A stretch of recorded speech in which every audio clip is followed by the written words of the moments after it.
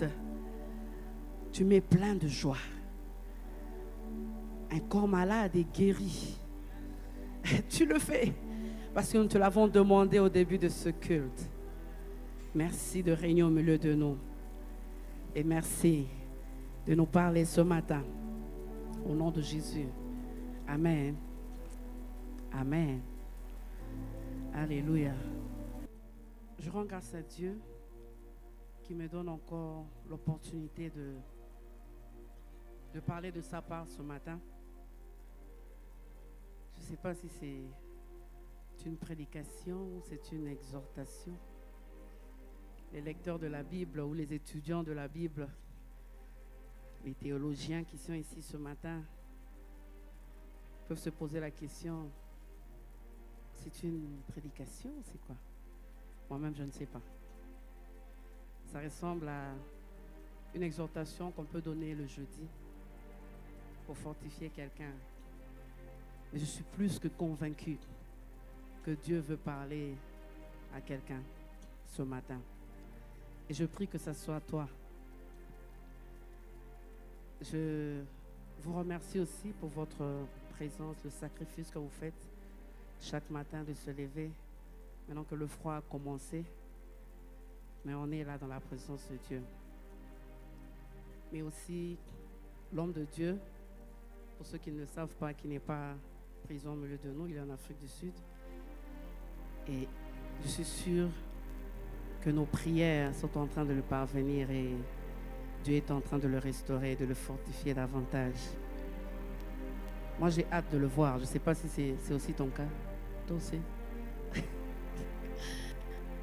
Que Dieu vous bénisse. Mon thème ce matin est 3 jours de marche vers Morija. 3 jours de marche vers Morija. Il s'agit donc de Genèse 22, 1 à 18. J'ai 2 passages bibliques ce matin, mais nous allons plus lire le Genèse 22, 1 à 18 et Hébreux 11, 8 à 19. Je lis au nom du Seigneur. Genèse 22, 1 à 18. Après ces choses, Dieu mit Abraham à l'épreuve et lui dit, « Abraham !» Il répondit, « Me voici. » Dieu dit, « Prends ton fils, ton unique, celui que tu aimes, Isaac, va-t'en au pays de Morija, et là, offre-le en holocauste sur l'une des montagnes que je te dirai. » Dieu donne des ordres. Verset 3. Abraham se leva de bon matin, sella son âne et prit avec lui 2 serviteurs et son fils Isaac. Il fondit du bois pour l'holocauste et partit pour aller au lieu que Dieu lui avait dit. Le 3e jour, Abraham levant les yeux, vit le lieu de loin. Et Abraham dit à ses serviteurs, « Restez ici avec l'âne.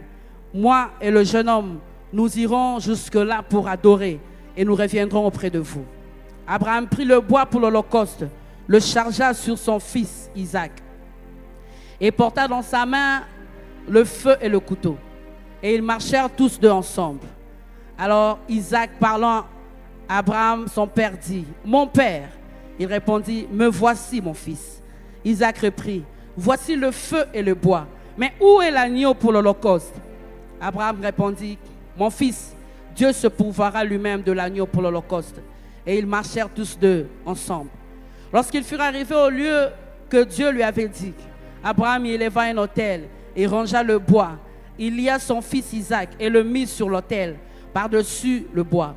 Puis Abraham étendit la main et prit le couteau pour égorger son fils. Alors l'ange de l'Éternel l'appela des cieux et dit, « Abraham, Abraham !» Et il répondit, « Me voici. » L'ange dit, « N'avance pas ta main sur l'enfant et ne lui fais rien, car je sais maintenant que tu crains Dieu et que tu ne m'as pas refusé ton fils, ton unique. » Abraham leva les yeux et vit derrière lui un bélier retenu dans un buisson par les cornes. Abraham alla prendre le bélier et l'offrit en holocauste à la place de son fils. Abraham donna à ce lieu le nom de Jéhovah-Jireh. C'est pourquoi l'on dit aujourd'hui, à la montagne de l'Éternel, il sera pourvu.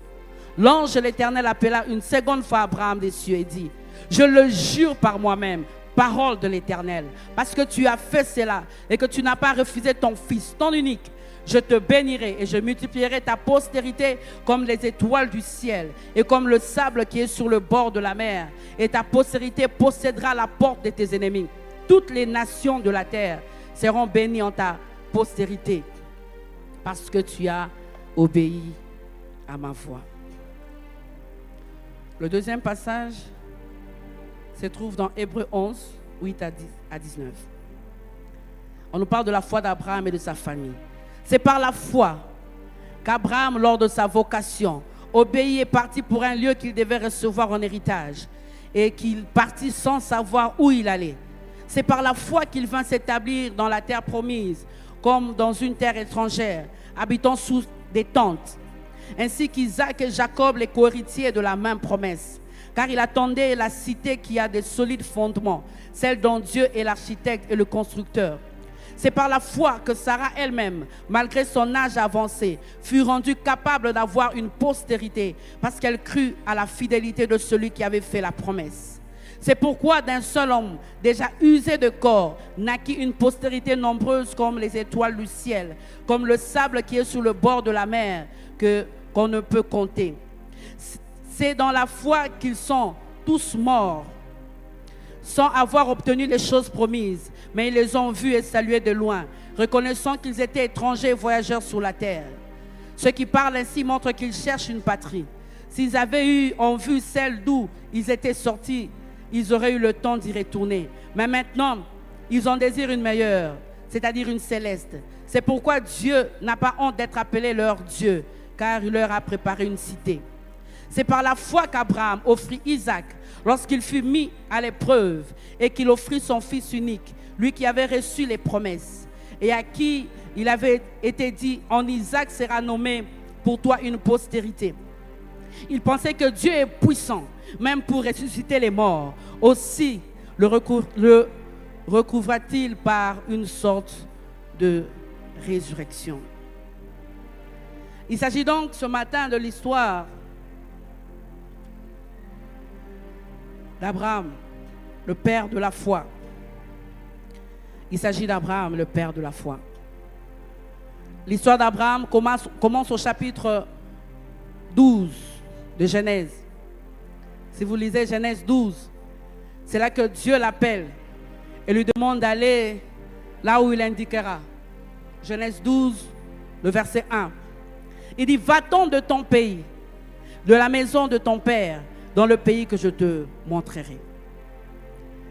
Et le verset 2 à 3, après que Dieu lui demandait à Abraham de partir, Dieu commence à parler de la promesse. Il dit, je ferai de toi une grande nation. Abraham part avec Lot, son neveu. Et là, Abraham a 75 ans. Mais déjà, Genèse 11, verset 30, la Bible signale déjà la stérilité de Saraï, sa femme. Genèse 11, 30. Saraï était stérile. Elle n'avait point d'enfant.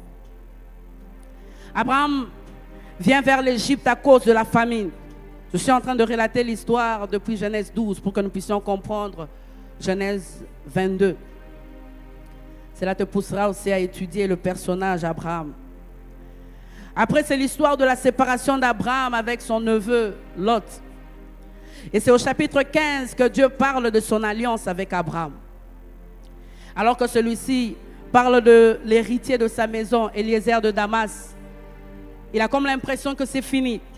C'est finalement la personne qui était dans ma maison qui sera héritier. Je suis sûr qu'il croyait, mais au fond de lui, il y avait beaucoup de doutes. Mais lorsque, au chapitre 15, Abraham est en train de se poser des questions par rapport à l'héritier, Dieu lui montre les étoiles et lui dit, si tu peux compter les étoiles, quelle sera ta postérité?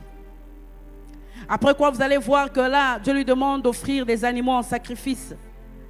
Mais après ce sacrifice sur l'autel, Genèse 15, 18 à 21, Dieu explicite encore mieux l'alliance qu'il fait avec lui.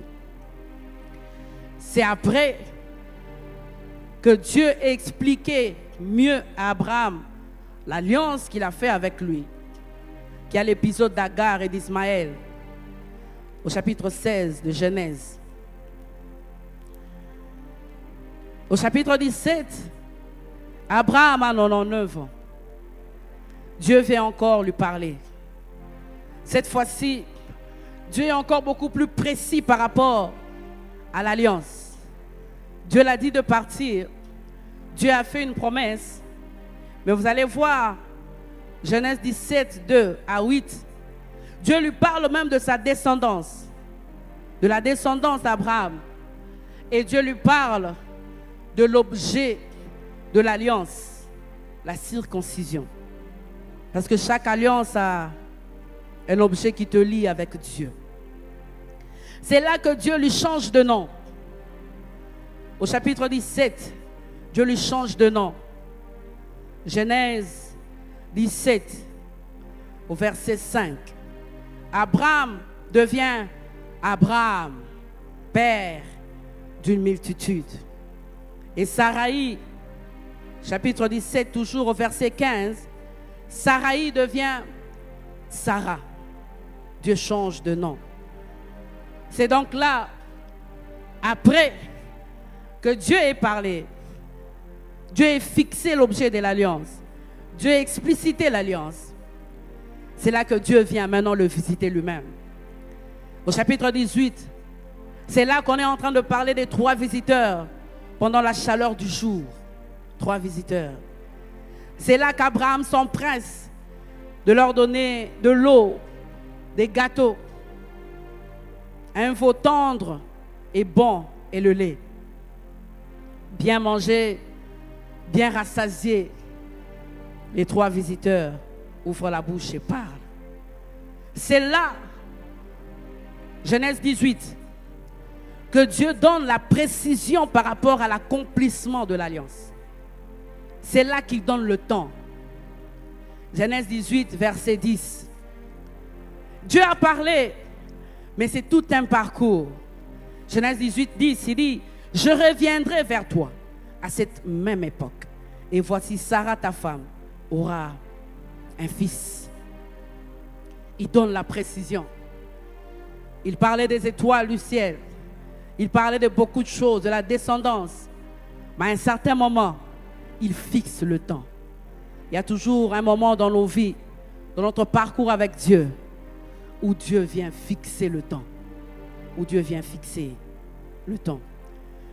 Je saute l'histoire de Sodome et Gomorrhe, ainsi que de Lot et de ses filles, d'Abraham et d'Abimelech, pour aller à Genèse 21.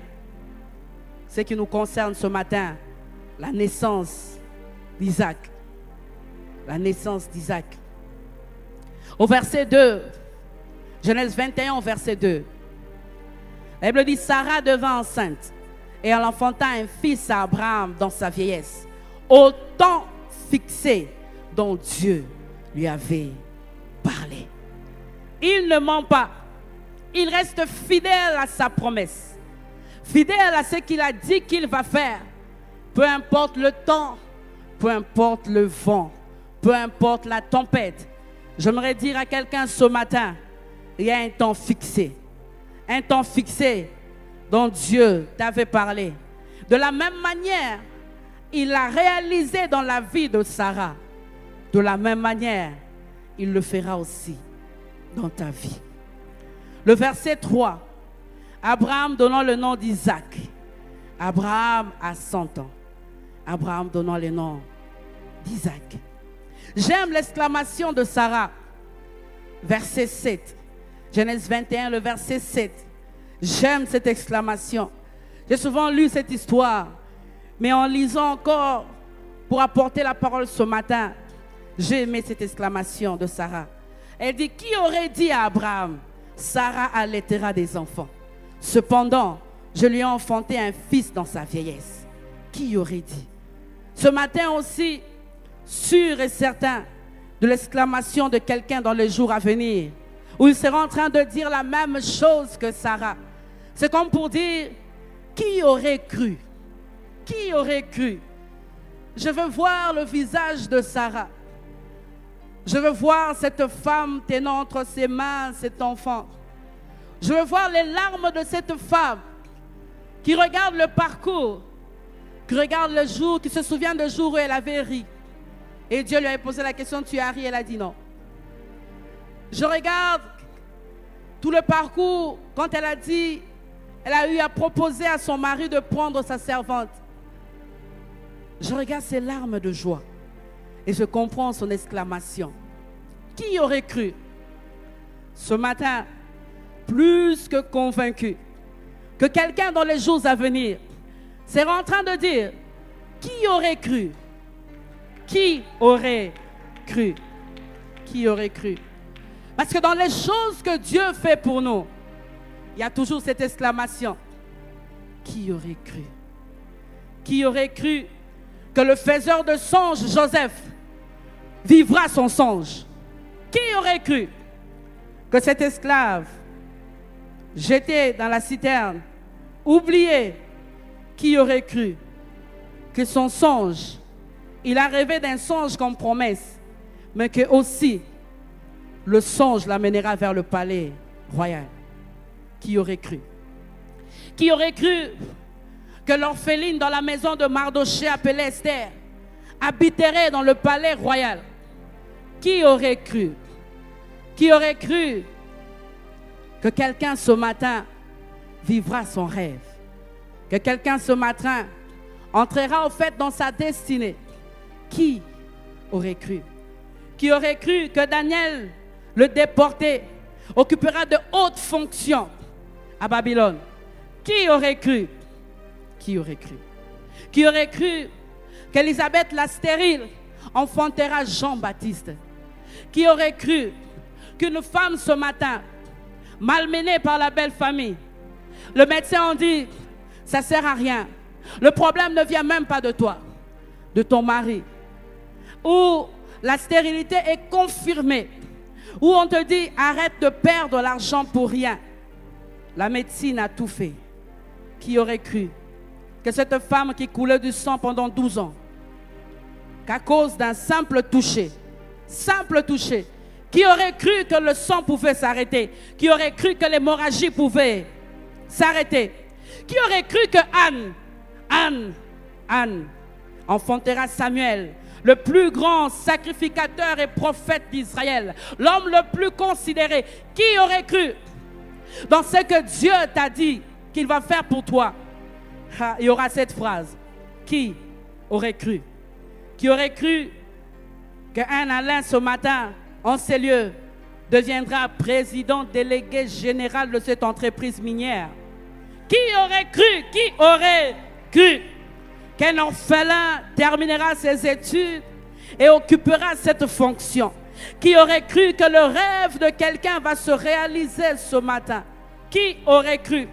C'est comme si je suis dans le futur de quelqu'un et je suis en train de m'étonner. Je dis, ce n'est pas possible.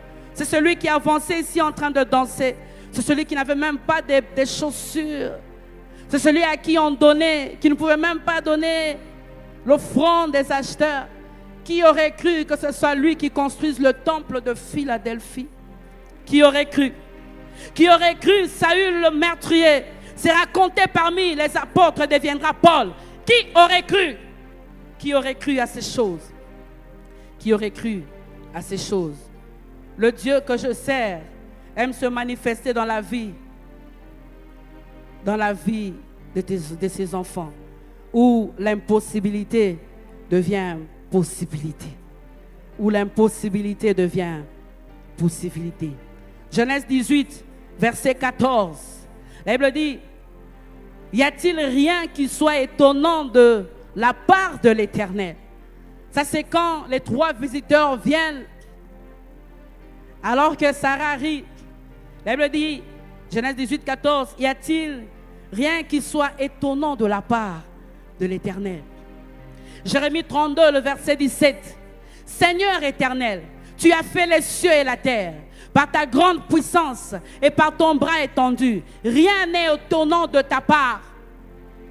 Le Dieu qui s'est réveillé, qui a dit que la lumière soit.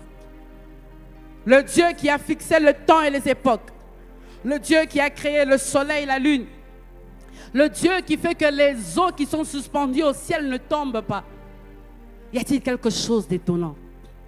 Je ne crois pas. Jérémie 32, le verset 27. Jérémie 32, 27 dit, « Voici, je suis l'Éternel, le Dieu de toute chair. Y a-t-il rien qui soit étonnant de ma part? » C'est lui-même qui parle. Rien n'est étonnant. Rien n'est étonnant. Je reviens à Genèse, au chapitre 21. C'est donc la naissance d'Isaac, le début de l'accomplissement de la promesse de Dieu dans la vie d'Abraham. 25 ans après. 25 ans après. 25 ans après. Il est fidèle. 25 ans de marche avec Dieu. 25 ans de moquerie. 25 ans où on s'est dit, bon, je prends quand même la servante. 25 ans de questionnement. 25 ans. Je ne sais pas combien de temps tu as pris, mais sache qu'il est fidèle. Et il reste fidèle. Alors, quels sont les faits marquants? Les faits marquants de Dieu dans la vie d'Abraham. Les faits marquants de Dieu. J'ai marqué 10 faits marquants. 10 faits. Sûrement qu'en regardant en arrière, il y a les traces de Dieu dans ta vie. Les traces de Dieu. Les interventions de Dieu. Les moments où tu l'as rencontré. Les moments où il t'a parlé clairement. Les moments où tu t'es découragé. Les moments où tu n'es plus venu. Tu as cherché des raisons. Mais au fond, il n'y avait pas de raison. Parce que tu étais fatigué. Ce matin, reçois la force nécessaire. Ce matin, relève-toi. Parce que le Dieu d'Abraham est aussi ton Dieu. Premier fait, son appel est un ordre non négociable. Premier fait de Dieu. Les faits marquants qui ont marqué la vie d'Abraham. Je suis sûr, c'est en regardant ces faits qu'Abraham ne reculait pas. Ne reculez pas, il continue à croire. Pourquoi est-ce que Dieu marque ta vie? Pourquoi est-ce que Dieu intervient?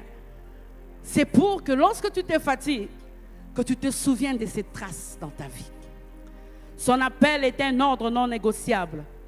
Va-t'en dans le pays où je te montrerai. Genèse 12, le verset 1. Deuxième trace de Dieu dans la vie d'Abraham, c'est la grandeur de la promesse. La promesse, elle est trop grande. Trop grande. Je rendrai ton nom grand. Genèse 12, 2 à 3. Après l'autre, il dit encore la même chose. Genèse 13, 14 à 17. Dieu redit la même chose. La grandeur de la promesse. Vous savez, des fois, la promesse, elle est tellement grande. Si la promesse est grande, c'est parce que celui qui l'a fait est grand. Le Dieu grand ne peut pas te donner une petite promesse. Le Dieu grand ne peut pas te donner une petite chose. Et le Dieu grand ne peut pas avoir des petits enfants. Alléluia. C'est pour cela qu'il dit, je rendrai ton nom grand. Troisième chose, troisième trace, la promesse en termes d'alliance. La promesse en termes d'alliance. Genèse 15, 13 à 15. Genèse 15, 18. Genèse 15, 13 à 15. Genèse 15, 18. La promesse est devenue une alliance. Dieu sait de quoi il parle. L'alliance, quand Dieu est dedans et qu'il parle en termes d'alliance, personne ne peut le briser. Personne ne peut le changer. Philadelphie, nous sommes dans l'alliance. Il a dit, il n'écoutera pas Balak et Balaam. Et nous a promis une alliance de distinction. Sois rassuré que celui qui a fait la promesse est fidèle. Quatrième chose, c'est les instructions de Dieu à Abraham. Les instructions de Dieu à Abraham. Il a reçu tellement d'instructions. Je suis sûr que des fois, lorsqu'il était fatigué, il se souvenait de ce que Dieu lui demandait de faire. Et il le faisait. Sûrement qu'il disait, si je fais maintenant, voilà, l'enfant viendra. Rien. Genèse 17, tout le chapitre, vous allez voir, qui demande d'offrir 3 animaux. Et il dort, il y a le feu qui passe, il y a beaucoup de choses. Abraham a tellement de souvenirs de ce Dieu. Ce matin, quelqu'un se souvient de la manifestation de Dieu dans sa vie, seul à cette montagne, une forte lumière. Je me souviens un jour, à chaque fois que j'attends la promesse et que Dieu m'a promis, je me souviens un jour, seul dans ma chambre, en train de prier, porte fermée, seul, il n'y avait personne. Je ne sais pas ce qui s'est passé. C'est comme une présence. Mais la présence qui était entrée dans la chambre, c'était la présence d'une autorité. J'ai essayé de me lever, j'ai senti la présence, mais je ne pouvais pas. Impossible de s'élever. J'avais des frissons, j'avais peur. Mais au fond de moi, une adoration montait. Je sentais qu'il était là. Je ne pouvais pas expliquer. Le seul à seul avec Dieu. Des choses qu'on ressent dans la présence de Dieu lorsqu'on est seul à seul avec lui. C'est les traces de Dieu qui fait que lorsqu'on attend la promesse, on ne se fatigue pas. On dit ce jour-là, il était venu me voir. Donc il est avec moi. Même si je sors et que Pénine est en train de dire n'importe quoi. Même si je sors et que les gens sont en train de me dire des choses. Mais ce jour-là, il était venu me voir. Les traces de Dieu. 5, c'est le changement de nom. Toujours Genèse 17. Le changement de nom. Le changement de nom. Dieu a changé le nom d'Abraham. Il est devenu Abraham. Abraham. Je l'ai dit tout à l'heure. 6, c'est le rappel et la confirmation de l'alliance. Le rappel et la confirmation de l'alliance. Toujours dans Genèse 17. Bien-aimé, tu ne peux pas appeler quelqu'un père. Notre père, le père de la foi, sans connaître son histoire. Sans connaître son histoire. Le rappel et la confirmation de l'alliance. Abraham s'est souvenu que ce jour-là, Dieu m'a appelé Abraham. Dieu m'a appelé Abraham. 7, c'est le temps de l'accomplissement de la promesse qui a été fixée. Le temps de l'accomplissement de la promesse. Genèse 18, le verset 10. Il dit à cette même époque. À cette même époque. Lorsque Dieu te parle, tu entres dans un processus. Je ne sais pas si tu es à quelle étape. Est-ce que tu es à l'étape des instructions de Dieu? Est-ce que tu es à l'étape où tu as comme l'impression que la promesse, elle est tellement grande? Est-ce que tu es à l'étape où Dieu est en train de te rappeler finalement que la promesse n'est plus simplement une promesse, mais c'est une alliance que je fais avec toi? C'est là, à Genèse 17, qu'il est en train de lui dire, j'établirai une alliance entre toi et moi et ta descendance. 8, c'est la venue d'Isaac. Genèse 21, 25 ans après. 8, la venue d'Isaac. Je suis sûr que si on appelait Abraham, alors qu'il avait entre ses mains Isaac, il allait nous donner les traces de Dieu dans sa vie. Et allait nous dire, si quelqu'un lui disait, mais comment tu as fait 25 ans? Il te dira, un jour j'ai voulu abandonner. Mais Dieu est venu, il m'a rassuré par son alliance. Un jour, j'étais tellement fatigué où je me suis dit, bon, je ne veux même plus l'écouter. Mais je dormais et le feu est descendu. Le feu a consumé l'Holocauste. Il te dira ces choses qui l'ont fortifié. 9, les traces de Dieu. C'est bizarre que je le cite, mais Abraham n'oubliera pas le conflit avec Agar. Le conflit entre Sarah et Agar. Le conflit où Dieu lui dit, elle doit partir. Genèse 21, le verset 14. Ismaël part. Le conflit d'Agar avec Sarah.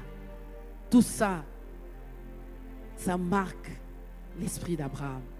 Et 10, enfin, c'est l'épreuve difficile. L'épreuve difficile. C'est là, c'est de ça que nous allons parler ce matin. Abraham a encore toutes ces choses en lui. Comme toi ce matin, tu pourras dire, comme ce chant, Touti Musika, Touti Musika, Touti Musika. Nous venons de loin avec ce Dieu.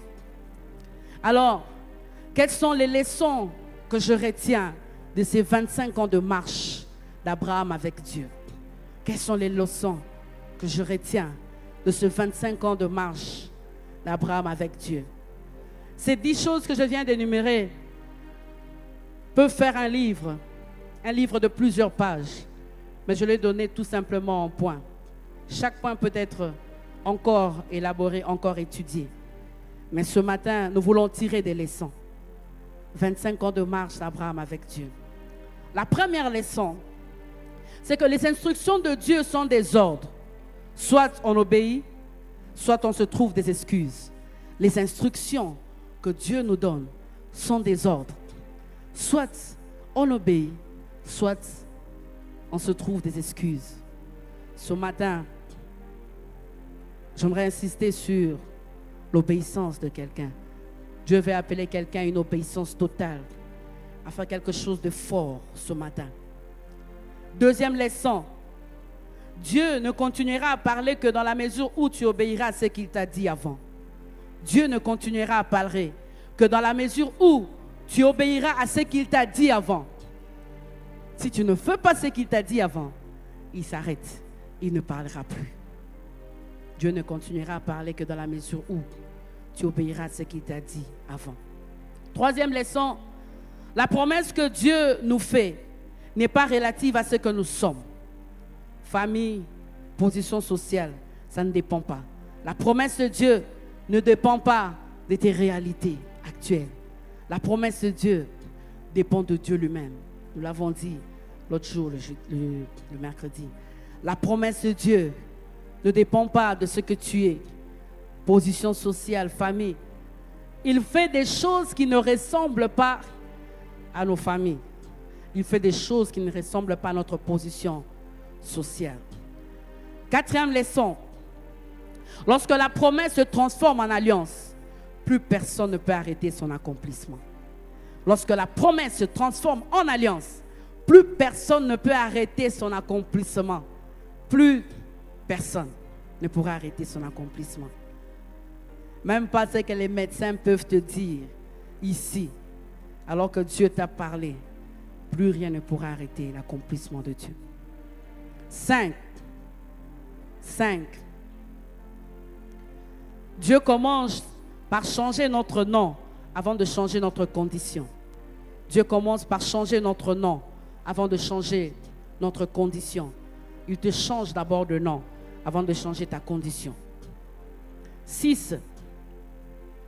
La précision de la promesse proviendra de ton obéissance et de ta promptitude à obéir. La précision de la promesse proviendra de ton obéissance et de ta promptitude. De ton obéissance et de ta promptitude. 7. Lorsque le temps de l'accomplissement arrive, Dieu devient bavard. Dieu devient bavard. Lorsque le temps de l'accomplissement arrive, Dieu devient bavard. 8. Plus tu avances avec Dieu, plus il sera très exigeant avec toi. Plus tu avanceras avec Dieu, plus il deviendra très exigeant avec toi. Voilà donc les 8 leçons que j'ai prises par rapport aux 25 ans d'Abraham, de marche d'Abraham avec Dieu. Notre texte de base commence par « après ces choses ». Après ces choses. C'est donc après toutes ces choses. C'est donc après l'accomplissement de la promesse. Ici, on n'est plus dans l'attente. L'accomplissement de la promesse, le début de l'accomplissement.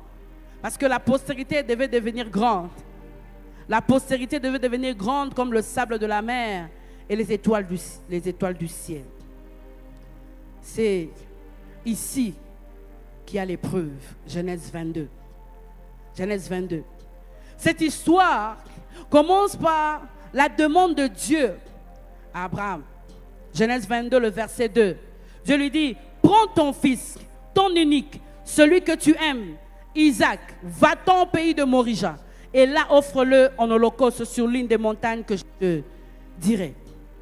Avant ce récit, le même Dieu a parlé, il a confirmé la promesse. Et même plus tard, c'est Dieu qui dit dans Genèse 21, 12 à 13, Abraham devait être confus. Tu m'as dit de faire partir Ismaël. Genèse 21, 12 à 13.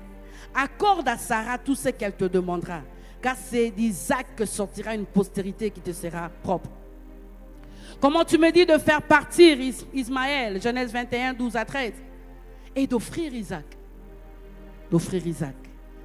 Dans la demande de Dieu, il y a 3 choses que je retiens. 3 choses. Dieu est précis dans sa demande. Nous servons un Dieu précis. Il n'y a pas d'ambiguïté. Il n'y a pas d'ambiguïté. Et dans ce qu'il t'a demandé de faire, tu le sais, il est précis. Il n'y a pas d'ambiguïté. Alors pourquoi tu veux des confirmations des hommes? 3 choses. 3 choses. Premièrement, ce qu'il faut donner, c'est Isaac, ton unique, c'est celui que tu aimes. Deuxièmement, ce qu'il faut faire, il faut l'offrir. C'est clair la demande. Troisièmement, où? À Morija. Ce qu'il faut donner, ce qu'il faut faire, où est-ce qu'il faut le faire? Voilà la précision de la demande de Dieu. Ce qu'il faut donner, ce qu'il faut faire, où est-ce qu'il faut le faire? Dans ce que Dieu nous demande de faire, il y a toujours ces précisions. Le quoi, le comment et le où. Ce matin, Dieu a demandé à quelqu'un de poser un acte, de faire quelque chose, de donner ce qui coûte, de poser un acte. Je ne sais. Mais c'est quelque chose que tu aimes, qui te coûte. Tu as toutes les précisions. Ce matin, Dieu parle à quelqu'un qui sait parfaitement la chose qu'il doit offrir. Il sait parfaitement comment ça va se faire. Je prie que tu le fasses après cette prédication. Comme Abraham, il est en marche vers Morija. C'est là mon thème. 3 jours de marche vers Morija. 3 jours de marche. 3 jours de réflexion. 3 jours de questionnement. Je ne sais pas, quelqu'un ce matin est là. Mais ça fait 1 mois qu'il réfléchit. Ça fait 1 mois qu'il se pose des questions. Ça fait 1 semaine que Dieu lui demande de faire quelque chose. Quelqu'un l'a reçu pendant le minuit à 2 heures que nous sommes en train de prendre chaque jeudi. Dieu t'a dit de faire des choses. Dieu t'a dit d'offrir. Dieu t'a dit de le faire. Non, ce n'est pas le superflu. Il a dit Isaac, celui que tu aimes. Celui que tu aimes. Voilà les questions que Abraham se pose. Pourquoi me donner l'enfant et le reprendre après? 3 jours vers Morija. C'est dur. 3 nuits d'anxiété. 3 nuits de réflexion. Ça aurait été facile de prendre l'enfant et d'aller vers le portail. Mais c'est 3 jours de marche où vous dormez, vous vous réveillez. Tu es conscient. Tu parles avec l'enfant. Tu sais ce qu'il faut faire. Abraham, dans ces 3 jours, il dit, il fallait peut-être ne pas me donner l'enfant. Pourquoi tu ne l'as pas pris avant de me le donner? Il fallait qu'il reste chez toi. Abraham est en train de se poser des questions. Pourquoi faire partir Ismaël et demander d'offrir Isaac? Pourquoi? 3 jours de marche vers Morija. 3 jours de questionnement, 3 jours d'inquiétude. 3 jours où il dit, mais après, qu'est-ce que je vais dire à Sarah? Sarah est restée, mais j'ai 2 serviteurs avec moi. Qu'est-ce que je vais leur dire? 3 jours de réflexion.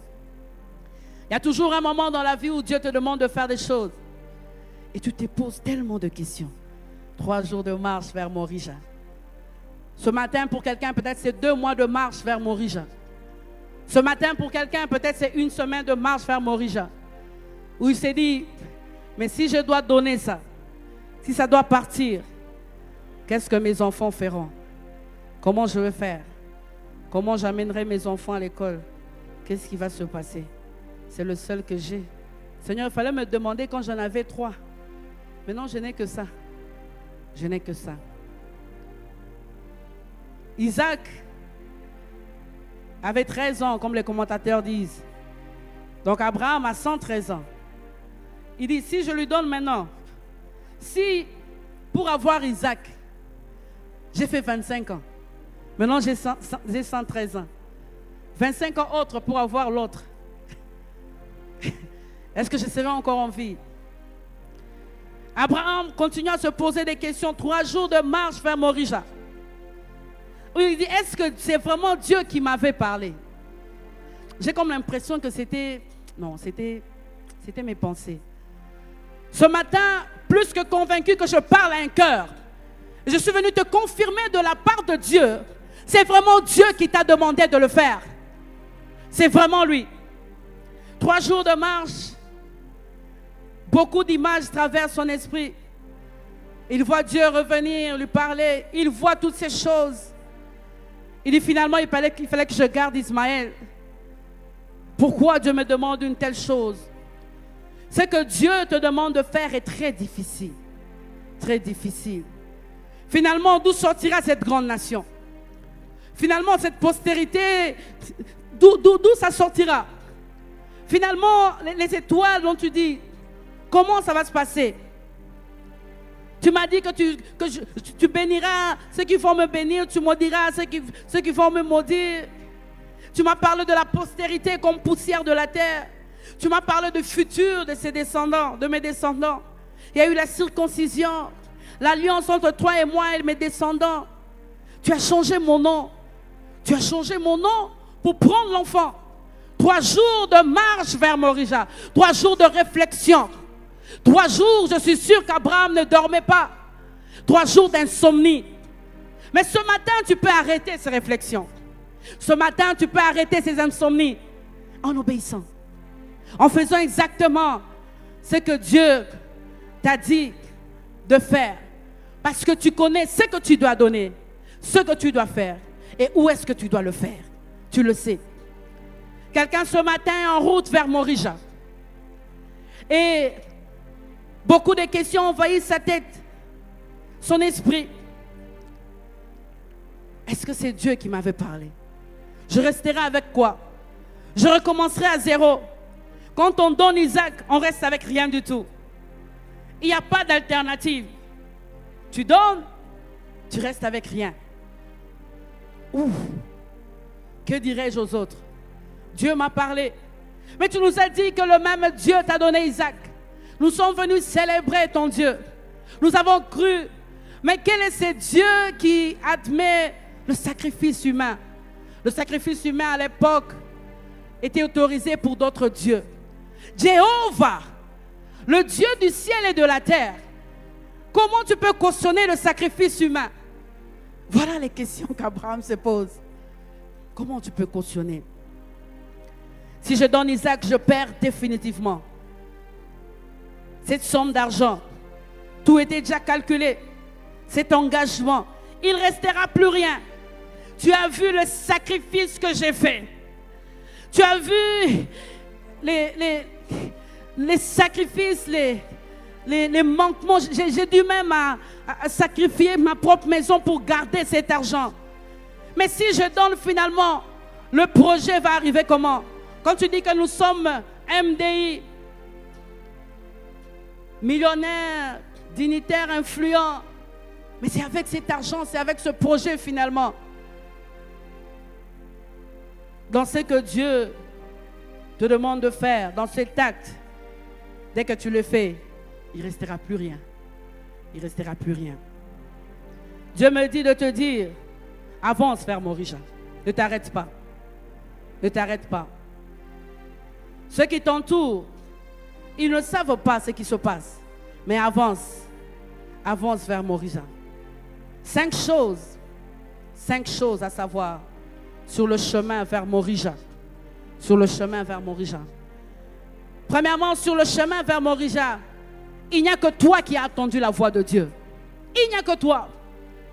Peut-être même ta femme ne l'a pas entendu, ton mari ne l'a pas entendu. Il n'y a que toi qui as entendu la voix de Dieu.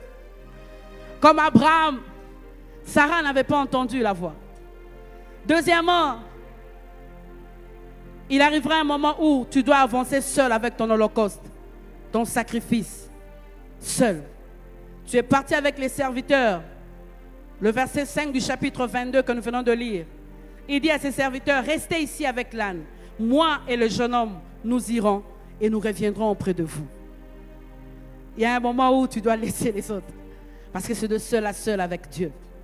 Troisièmement, sur le chemin vers Morija, même Isaac te posera la question, où est l'agneau pour l'holocauste? C'est là que ça devient encore compliqué.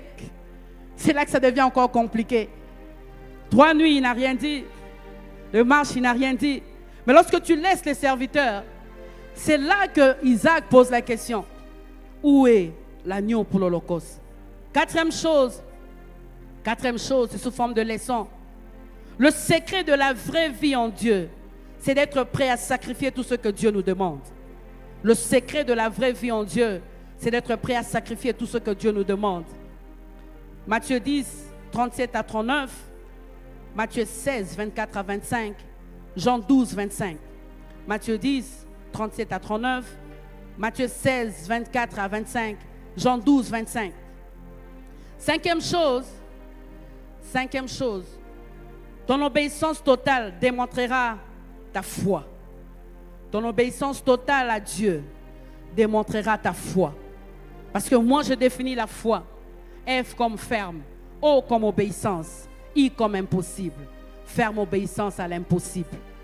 Ferme obéissance à l'impossible. J'aime la réponse d'Abraham sur le chemin vers Morija.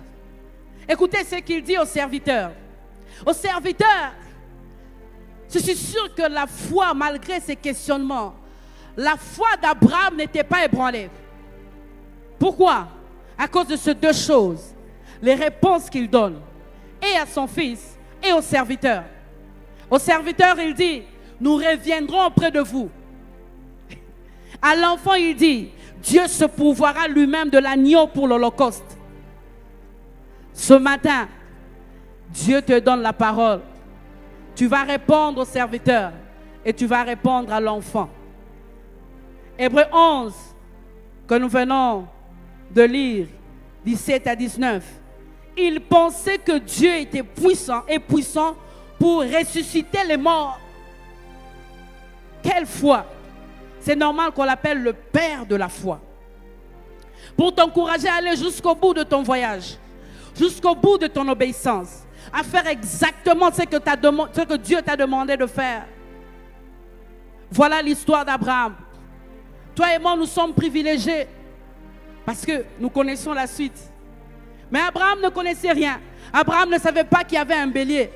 Abraham ne savait rien du tout. Il allait vers l'inconnu. Mais tout ceci, c'est écrit pour nous servir d'exemple. Ce matin, nous connaissons les débuts et la fin. Toi, tu connais ce qui va arriver. Alors, tu n'as plus d'excuses ce matin. Tu dois obéir complètement à ce que Dieu t'a demandé de faire. Tu me diras, qu'est-ce qui m'attend à Morija? Qu'est-ce qui va se passer? Voilà les choses qui t'attendent à Morija. Voilà les choses qui t'attendent à Morija. C'est là que je suis en train de conclure. 3 jours de marche vers Morija. Ces choses vont te fortifier. Ces choses vont faire que tous ces questionnements, tes réflexions, tu puisses les balayer d'un seul coup.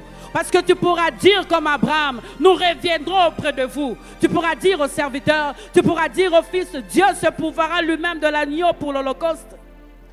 Voici les choses qui t'attendent à Morija. Premièrement, Dieu t'attend à Morija. Avant de te décider, Dieu ne parlera pas avant les 3 jours de marche. Dieu ne parlera pas avant de 3 jours de marche. Dieu est resté silencieux. Silencieux pendant 3 jours. Silencieux. Parce qu'il avait déjà dit ce qu'Abraham devait faire. Il avait déjà dit ce qu'Abraham devait faire. Qu'est-ce qu'il a dit? C'est que tu dois donner. Comment il faut le donner? Et où il faut le donner? Ton unique, ton fils, celui que tu aimes. À Morija. À Morija, Dieu ouvrira la bouche et il te parlera encore. À Morija, Dieu ouvrira la bouche et il te parlera. 3 jours de silence total.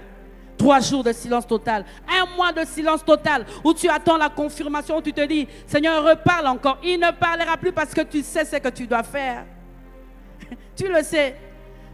Il attend que tu arrives là pour qu'il ouvre la bouche et qu'il te parle encore. C'est là qu'il appelle Abraham. Abraham, Abraham. Abraham, Abraham. C'est là qu'il appelle Abraham. C'est à Morija que Dieu ouvrira encore la bouche pour te parler. Tant que tu n'arrives pas à Morija, le silence va continuer. Le silence de Dieu continuera tant que tu n'arriveras pas à Morija. Deuxième chose, le bélier t'attend à Morija.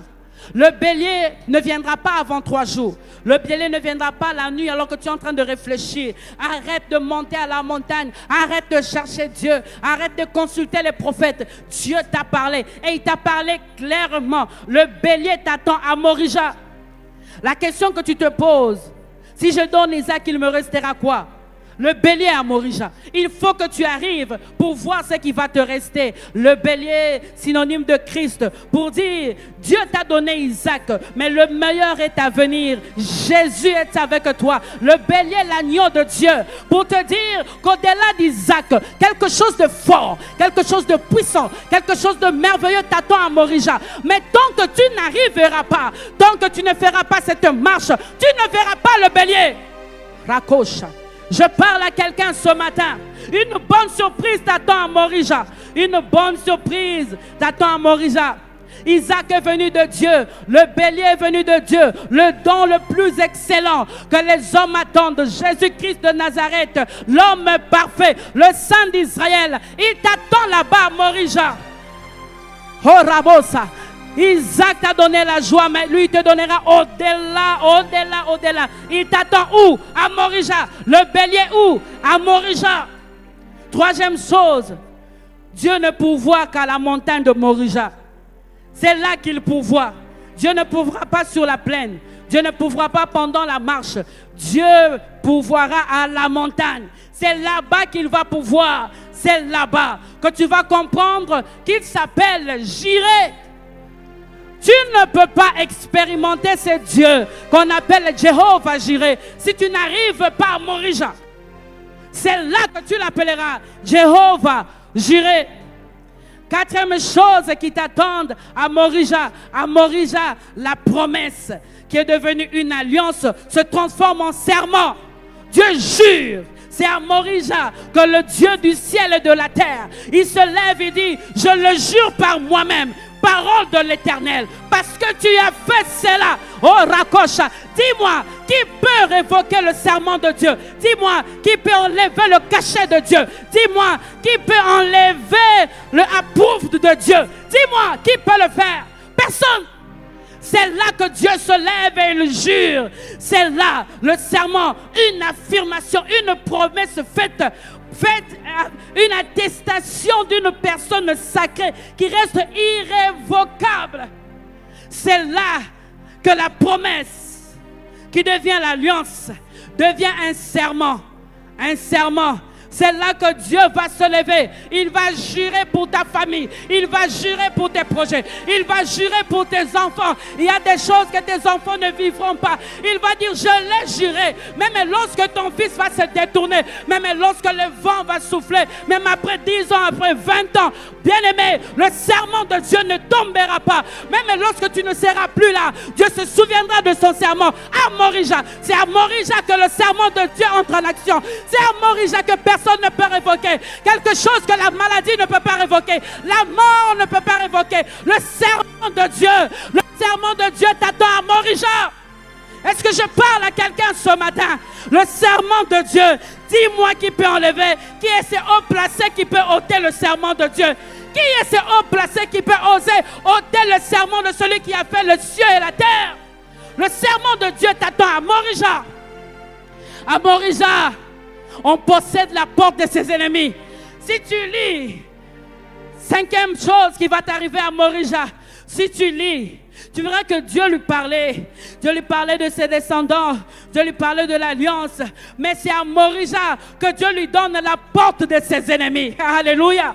C'est là que Dieu te donne le pouvoir, l'autorité. C'est là que la maladie qui te terrassait ne te terrasse plus. C'est là que dans la famille on commencera à dire, mais cette maladie, je ne sais pas à quel moment c'est parti. C'est là que cette hypertension, tu dis, je ne sais pas à quel moment exactement c'est parti. C'est à Morija que ces choses se passent.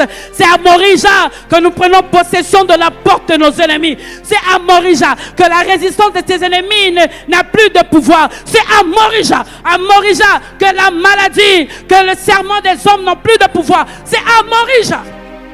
C'est à Morija. Shikarabasa. C'est à Morija. Alléluia. C'est à Morija que Dieu te donne son autorité. C'est à Morija que tu te lèves et tu regardes tes ennemis. C'est à Morija que ton nom reste à jamais. On parlera d'Abraham de génération en génération. On parlera d'Abraham. On a parlé d'Abraham. On a même parlé du sein d'Abraham. Le seul qui est entré, dont le nom est entré dans l'éternité à cause de l'acte qu'il avait posé. Ce matin, je parle à quelqu'un. Il faut que tu obéisses à ce que Dieu t'a dit de faire. Parce que là, tu posséderas la porte de tes ennemis. Alléluia. 6. À Morija. Morija veut dire considérer en hébreu. Élever. Ton élévation est à Morija. Ton élévation à Morija. Après 3 jours de marche, après 3 jours de réflexion, après 3 jours, ne te fatigue pas.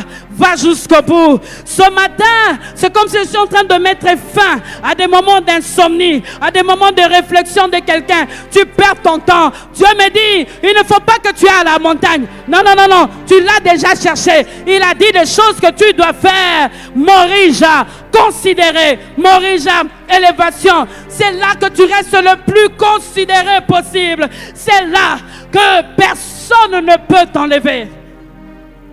Morija. Morija est dérivé du verbe voir en hébreu. C'est là que tu verras clairement. C'est là que tu seras comme un aigle en train de voir tout ce qui se passe dans ta famille. C'est là que tu ne seras pas surpris par les événements. C'est là que les choses changent. C'est là que la personne qui ne voyait plus commence à voir. C'est là que la personne qui n'entendait plus commence à entendre. C'est là, Morija. Tu es en train d'attendre quelqu'un à Morija. Vers Morija. 3 jours de marche vers Morija. Je t'en supplie, ne quitte pas ces lieux.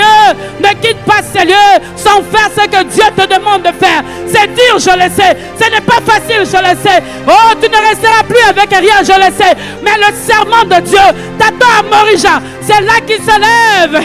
Et nous voulons dire, n'a pas signos. N'a pas signos. Nayo. Shindarababos. Irababos. Indarababarabas.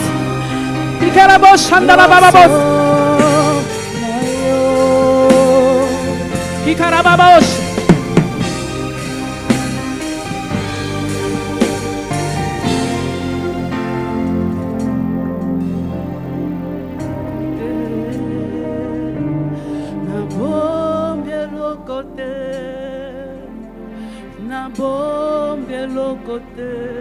Comment battre?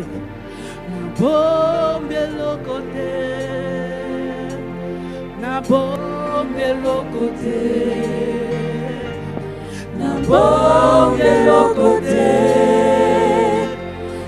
Na bombe lo côté. Na bombe lo côté. Na bombe lo côté. Na bombe lo côté. Na bombe lo côté. Na bombe lo côté. Na bombe lo côté. Na bombe lo côté. Na bombe lo côté. Ikarababa Shandarabase. Ce matin, c'est toute la nuit que Dieu me disait, lorsque tu iras le matin, c'est pour que quelqu'un entre en exécution. C'est pour que quelqu'un obéisse exactement. C'est pour que quelqu'un donne ce qui lui est cher. Le bélier t'attend à Morija. Le serment t'attend à Morija. Bien-aimé, ne voudras-tu pas que Dieu fasse serment sur ta vie? Toute ta vie. L'avenir, le présent, le passé, le futur d'Abraham était dans ce serment. Toutes les nations. Hey.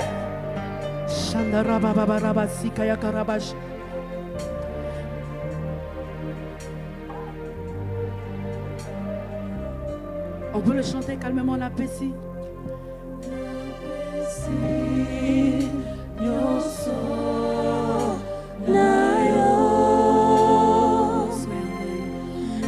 Soya gai nayo na bombe lo côté na bombe Pesi nyonso na yo, nyonso ya ngai na yo, na bomeloko te, na bomeloko te, na bomeloko te, na bomeloko te, na bomeloko te, na bomeloko te, na bomeloko te, na bomeloko te, na bomeloko te, na bomeloko te. Il n'y a pas d'appel à faire ce matin. Chacun sait ce qu'il doit faire. Je n'ai pas vu du monde lorsque Abraham est allé offrir Isaac. Je n'ai pas vu du monde lorsqu'il a ligoté son fils. Je n'ai pas vu du monde lorsqu'il a pris le couteau pour enfoncer. Je n'ai pas vu de monde. Je n'ai vu qu'Abraham est Dieu lui-même. Seul à seul. Le même Dieu qui t'a parlé seul à seul. C'est le même Dieu qui attend que tu exécutes seul à seul avec lui. Ton fils, ton unique, ce que tu aimes. Donne. Je ne sais. Matériel, je ne sais. La nuit, les nuits, tes nuits, je ne sais. Le sommeil que tu aimes tant, je le sais. Cette voiture que tu aimes tant, je le sais. Cette parcelle qui est même au nom de ta femme, je le sais, au nom de tes enfants. Mais finalement, qu'est-ce qu'ils vont devenir? Je me disais, je commence déjà, d'ici là, j'aurai 50 ans, je vais au moins leur laisser ça. Et l'autre côté.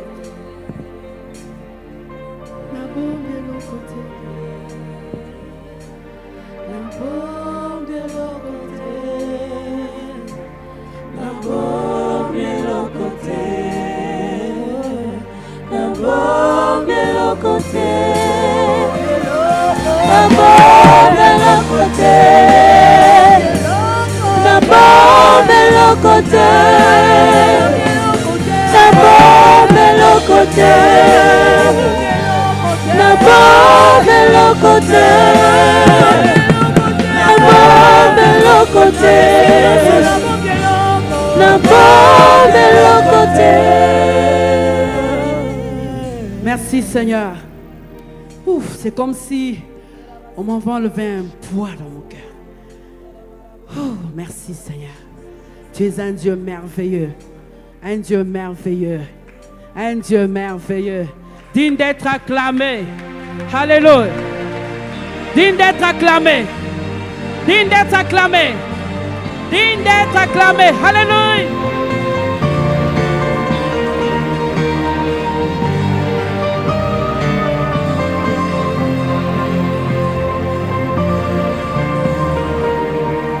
Seigneur, nous voulons te dire merci pour ta parole. Merci Jésus. Merci parce que tu nous connais. Tu me connais, tu connais mon frère, tu connais ma soeur. Merci. Merci. Un rassemblement des hommes et des femmes qui prient. Un rassemblement des hommes et des femmes vainqueurs. Mais aussi un rassemblement des hommes et des femmes obéissants. Obéissant à ta parole. Obéissant à tes instructions. Merci. Reçois l'honneur et la gloire. Et bénis ces dîmes et ces offrandes que nous t'offrons. Au nom de Jésus. Amen.